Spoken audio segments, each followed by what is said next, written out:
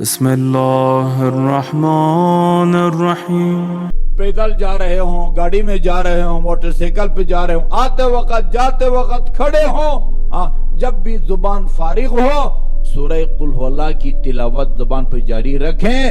شیخ عباس قمی کی کتاب ہے المنازل الآخرہ والمطالب الفاخرہ، یہاں سے مل جائے گی، بہت اچھی کتاب ہے، بالکل پاکٹ سائز میں ہے۔ اس میں یہ جو سفر آخرت میں جن جن مراحل سے ہم کو گزرنا ہے، ان مراحل میں اور اس میں جو درپیش ممکنہ مشکلات یا سختیاں ہیں، ان سے بچنے کا کیا طریقہ ہے، دنیا میں کیا ایسا کام کریں، کیا ایسی دعا پڑھیں یا ذکر کریں جس کے نتیجے میں پہلا مرحلہ جان کنی یعنی قبض روح کا مرحلہ آسان ہو، پھر قبر، فشار قبر کی دونوں دیواریں آ کے ملتی ہیں، اور پھر آگے برزخ کے مراحل شیخ عباس قمی کی ہے۔ اس میں یہ لکھا ہوا ہے کہ من ارادہ ان یخفف علیہ سکرات الموت جان کنی کا مرحلہ، جب عزرائیل انسان کے جسم سے روح کو نکالتا ہے، روایات میں اس کی تشبیہ دی گئی ہے۔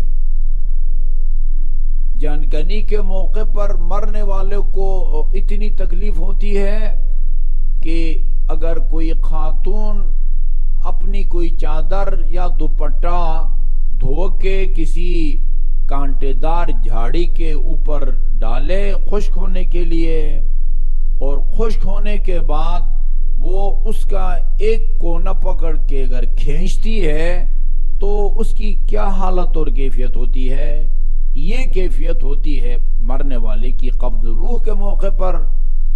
اس مشکل مرحلے کو آسان بنانے کے لیے معصوم نے ایک نسخہ بتایا ہے، من اراد ان یخفف علیہ سکرات الموت، جو شخص یہ چاہتا ہے کہ سکرات الموت یا جان کنی کا مرحلہ میرے لیے آسان ہو جائے، فَلْيَكُنْ لِوَالِدَيْهِ بَارًّا، اس کو چاہیے کہ اپنے والدین کے ساتھ نیکی کرے، اور والدین، زندہ والدین سے بھی نیکی کی جا سکتی ہے، اور مرحوم والدین کے ساتھ بالکل اسی طرح۔ یہ نہ سمجھیں کہ میرے والدین اگر زندہ ہوتے تو میں ان کے ساتھ نیکی کرتا، اب تو وہ دنیا میں نہیں رہے۔ یہ روایت میں اس سے پہلے آپ کو سنا چکا ہوں، بعض اوقات انسان جب دنیا سے جا رہا ہوتا کسی کے والدین، تو وہ اپنی اولاد سے ناراض اس دنیا سے اٹھتے ہیں، اس کا رویہ والدین کے ساتھ اچھا نہیں تھا، سلوک اچھا نہیں تھا، دیکھ بھال جیسے ان کی ہونی چاہیے تھی اس طرح اس نے نہیں کی، وہ اس دنیا سے ناراض اٹھتے ہیں۔ لیکن اس عالم میں جانے کے بعد اولاد سے والدین راضی ہو جاتے ہیں۔ وہ کس طرح؟ ان کے جانے کے بعد ان کے ذمے جو واجب الادا حقوق اللہ ہیں یا حقوق الناس، ان کو ادا کرتا ہے، نمازیں ان کے ذمے ہوں، روزے ان کے ذمے ہوں، حج ان کے ذمے ہوں، یا لوگوں کا قرض دینا ہے اور ادائیگی سے پہلے وہ مرحوم ہو گئے ہوں، اولاد ان کی طرف سے وہ ادا کرے۔ ویسے بھی وقتاً فوقتاً ایک مرتبہ صلوات بھیج کے اس کا ثواب والدین کو ہدیہ کریں، ہمیں اندازہ نہیں ہوتا یہ ایک صلوات ان کی تقدیر کو بدل سکتا ہے۔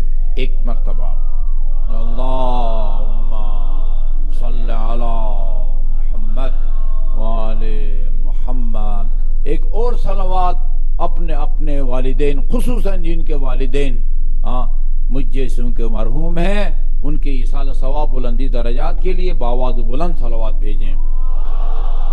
اللہم صلی علی محمد وآل محمد۔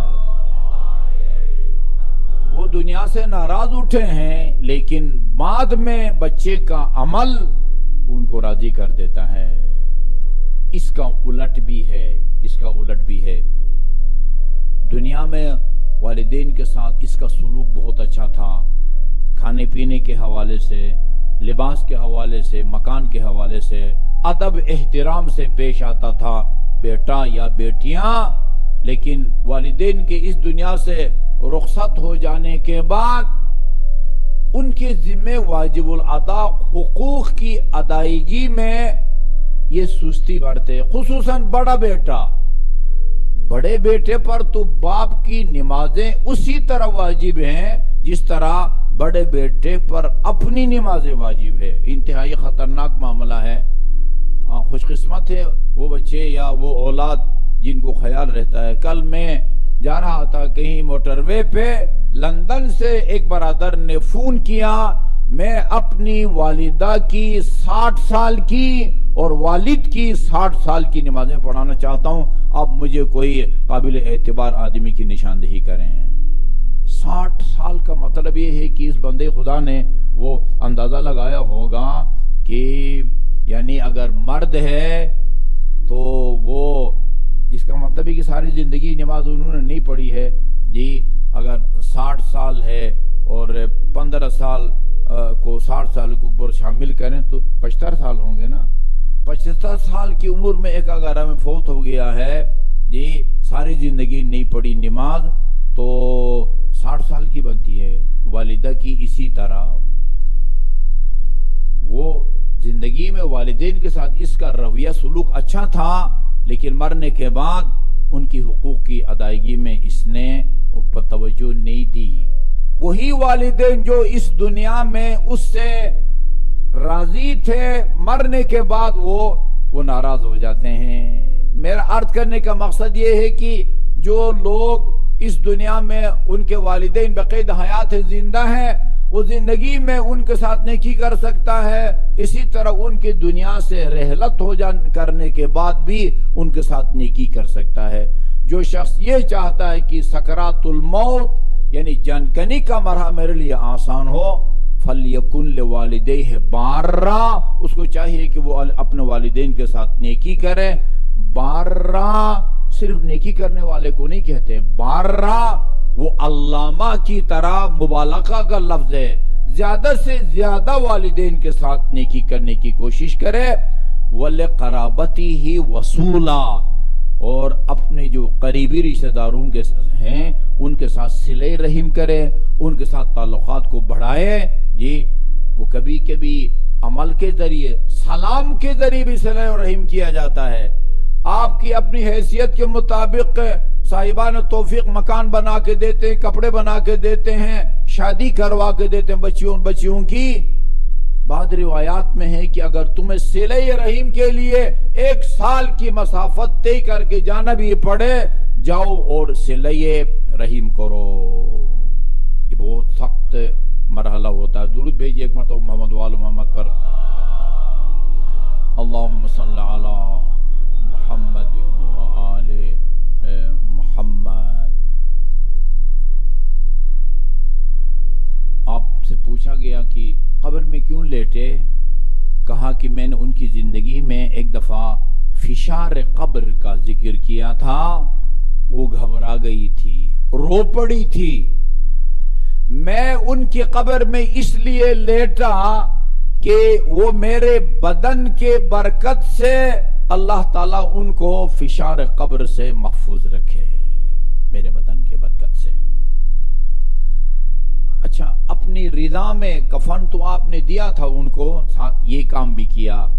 واجب کفن کے علاوہ اپنی رضا میں لپیٹ کے جناب فاطمہ بنت اسد کو دفنایا. اس کی کیا وجہ ہے؟ فرمایا یہ کام میں نے اس لیے کیا ہے جب روز قیامت وہ اٹھیں میدان محشر میں حساب کتاب کے لیے، ان کے بدن پر میری رضا ہو، جو ان کے لیے باعث زینت بنے.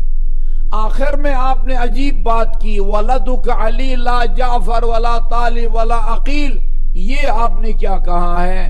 فرمایا ابھی ہم قبر پر موجود تھے، نکیر اور منکر آئے اور انہوں نے فاطمہ بنت اسد سے، جیسے تلقین میں آپ کہتے ہیں اِذَا أَتَاكَ الْمَلَكَانَ الْمُقَرَّبَانِ رَسُولَيْنِ مِنْ عِنْدَ رَبِّكَ، اللہ تعالیٰ کے 2 نمائندہ فرشتے جب تیرے پاس آئیں اور تجھ سے پوچھے من ربک، تیرا رب کون ہے، تیرا کہ تیری کتاب کیا ہے، تیرا دین کیا ہے، تیرا قبلہ کیا ہے، تو ان کے جواب میں بتانا ہے اللہ میرا رب ہے، اسلام میرا دین ہے، قرآن میری کتاب ہے، کعبہ میرا قبلہ ہے۔ یہ ان تمام سوالات کا جواب فاطمہ بنت اسد نے دیا فوراً، اور جب ان سے پوچھا گیا آپ کا امام کون ہے، وہ یہ کہتے ہوئے وہ جھجکی کہ میرا اپنا بیٹا علی میرا امام ہے۔ میں نے ان کو بتایا جھجکنے کی کوئی بات نہیں، ان کو بتاؤ میرے بیٹے اور بھی ہیں لیکن امام میرا علی ہے۔ ابھی حج پہ ہمارا ساتھ ایک صاحب تھے، اٹامک انرجی کے وہ ملازم ہیں، کہنے لگے آج سے کوئی 10-12 سال پہلے آپ نے پنج سڑکی میں مجلس پڑھی تھی، اور اس میں وہ طلاق کا طریقہ بیان کیا تھا کہ فقہ جعفری میں طلاق کا کیا طریقہ ہے۔ فقہ جعفری کیا؟ سورہ طلاق کی آیت نمبر 2 میں اللہ تعالیٰ نے فرمایا ہے وَأَشْهِدُوا ذَوَيْ عَدْلٍ مِّنْكُمْ، اگر خدا نخواستہ کوئی اپنی بیوی کو طلاق دینا چاہتا ہے، 2 عادل جن کے پیچھے نماز ہو سکتی ہو ان کو بطور گواہ بٹھا کے پھر عالم دین خاتون کے صیغہ طلاق کو وہ جاری کرے۔ کہا وہاں آپ نے کہا تھا عادل ہونا چاہیے، اگر 2 گواہوں میں سے ایک ایسا ہے جو داڑھی نہیں رکھتا تو وہ طلاق صحیح نہیں ہوگی۔ اس دن سے میں نے داڑھی رکھ لی ہے۔ اچھا جی، لیکن میرے سامنے اس نے یہ کام کیا ہے، داڑھی منڈانا احتیاط واجب کے طور پر حرام ہے۔ اچھا جی، اس سے بھی بڑے بڑے گناہ ہو سکتے ہیں، بھئی وہ تارک الصلاۃ ہے، میں اس کا ہمسایہ ہوں، میں اس کا دوست ہوں، میں نے بہت سارے تارک الصلاۃوں کا جنازہ پڑھا ہے، مجھے پتا ہے کہ یہ نماز نہیں پڑھتا تھا، اس کے باوجود حکم ہے مجھے یہ گواہی دو، اللہم انا لا نعلم منہ الا خیرا، خدایا ہم نے اس کی کوئی برائی نہیں دیکھی ہے، زندگی میں ہم نے اس سے نیکی ہی نیکی دیکھی ہے۔ اور جب 40 مومنین کسی مرحوم یا مرحومہ کے جنازے میں کھڑے ہو کے یہ گواہی دیں اللہم انا لا نعلم منہ الا خیرا، اللہ تعالیٰ ان کی گواہی کی برکت سے اس کے ان تمام گناہوں کو بخش دیتا ہے جو اللہ تعالیٰ کے علم میں ہوتے ہیں جی۔ اور جس کے اللہم صلی اللہ علیہ محمد وعلی محمد، اور جس کے جنازے میں 90,000 فرشتوں نے آ کے شرکت کی ہو، وہ اس کے لیے طلب مغفرت کریں، اس کے انجام کا بندہ کیا تصور کر سکتا ہے جی۔ میری درخواست یہ ہے کہ آپ کثرت سے جب بھی فرصت ملتی ہے، کتنا وقت لگتا ہے، چند سیکنڈ کی بات ہے، منٹ نہیں لگتا، منٹ نہیں لگتا۔ 1 منٹ میں ابھی میں نے ایک دن ایسے ہی دیکھا کہ وہ 1 منٹ کے اندر 60 سیکنڈ کے اندر کئی دفعہ آپ سورہ قل ہو اللہ کو ختم کر سکتے ہیں۔ بسم اللہ الرحمن الرحیم، قل ہو اللہ احد اللہ الصمد لم یلد ولم یولد ولم یکن لہ کفوا احد، 1 منٹ میں کئی دفعہ ختم کر سکتے ہیں۔ زندگی میں سعد بن معاذ کے نقش قدم پر چلے، پیدل جا رہے ہوں، گاڑی میں جا رہے ہوں، موٹر سائیکل پہ جا رہے ہوں، آتے وقت جاتے وقت کھڑے ہوں، جب بھی زبان فارغ ہو سورہ قل ہو اللہ کی تلاوت زبان پہ جاری رکھیں۔ جب اس دنیا سے جانے لگیں گے اللہ کی طرف سے فرشتے تشییع جنازہ میں آ کے شرکت کریں گے، وہ جب ہمارے لیے طلب مغفرت کریں گے یقیناً اللہ تعالی ہمارے گناہوں کو بخشے گا۔